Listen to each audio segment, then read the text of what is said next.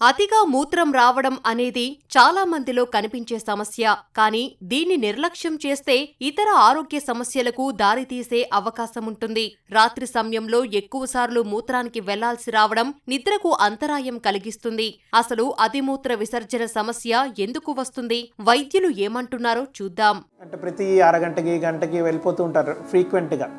So అలాంటి వాళ్ళకి ఏవేవి కారణాలు ఉండొచ్చు, దాన్ని ఎలా తగ్గించుకోవాలి?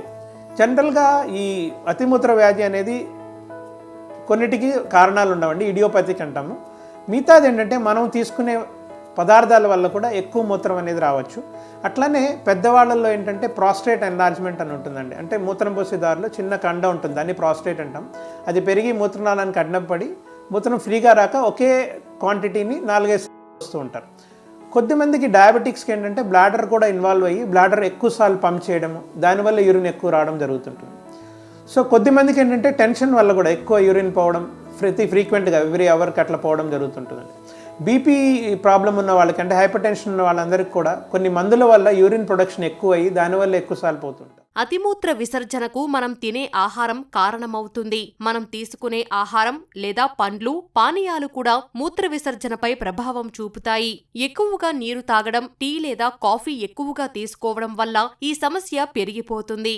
మొట్టమొదటిగా ఏంటంటే మనం తీసుకునే ఏవైతే ఫ్రూట్స్ ఉంటాయో పర్టికులర్గా, ఈ ఫ్రూట్స్ అన్నిట్లో కూడా, అంటే మెజారిటీ ఫ్రూట్స్ పర్టికులర్గా ఈ పులుపు ఉంటాయి చూసారా, దాన్ని సిట్రస్ అంటామండి. పర్టికులర్గా నిమ్మకాయ కానీ, బత్తాయిలు కానీ, ఆరెంజెస్ కానీ, అలానే గ్రేప్స్ ఒకటి, వీటన్నిటిలో కూడా యాసిడ్స్ ఉంటాయి, సిట్రిక్ యాసిడ్ అంటాము. సో ఆ యాసిడిటీ ఎప్పుడైతే పెరుగుతుందో బ్లాడర్లో ఇరిటేషన్ అనేది వచ్చి యూరిన్ అనేది ఫ్రీక్వెంట్గా వెళ్ళడం జరుగుతుంటుందండి. అలానే ఎక్కువ మంది ఫాస్ట్ ఫుడ్స్కి అలవాటు పడ్డారు.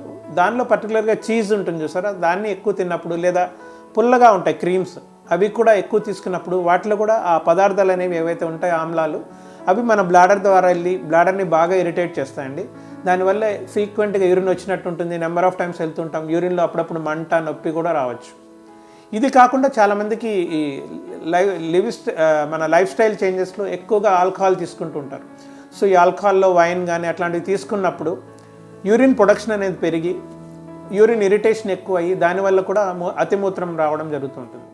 అతిమూత్ర విసర్జన సమస్య ఉన్నవారు కాఫీ, టీ, కూల్ డ్రింక్స్ తాగడం తగ్గించుకోవాలి. మద్యం అలవాటును ఎంత తగ్గిస్తే అంత మంచిది. మసాలా అధికంగా ఉండే ఆహారాలు, ఉప్పగా ఉండే పదార్థాలు, చాక్లెట్లు, ప్రాసెస్డ్ ఫుడ్స్, ఫాస్ట్ ఫుడ్స్ వంటివి తగ్గించుకోవాల్సిన అవసరముంది. రాత్రి తినే ఆహారంలో పండ్లు, కూరగాయలు, ముఖ్యంగా దోసకాయ, క్యారెట్, గుమ్మడికాయ వంటివి అధికంగా ఉండేలా చూసుకోవాలి. అలాగే అరటి, యాపిల్ వంటి పండ్లు ఎక్కువగా తినాలి. పెరుగు తీసుకుంటే మంచిది. కొద్దిసేపు నడక, ఒత్తిడిని తగ్గించుకోవడం వంటి అలవాట్లు పాటిస్తే అతిమూత్ర విసర్జన సమస్య కొంతవరకు నియంత్రణలోకి వస్తుంది.